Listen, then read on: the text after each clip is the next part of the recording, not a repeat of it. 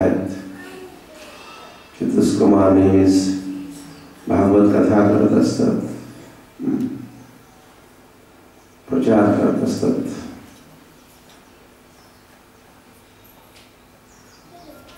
त्या गोष्टींची आवश्यकता आहे, त्या गोष्टीची पूर्तता व्हावी म्हणून चार कुमारांचा एक जन्म आहे आणि बाल्यावस्थेत राहून ते भ्रमण करतात, प्रचार करतात.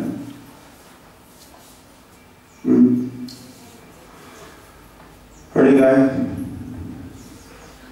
प्रश्न,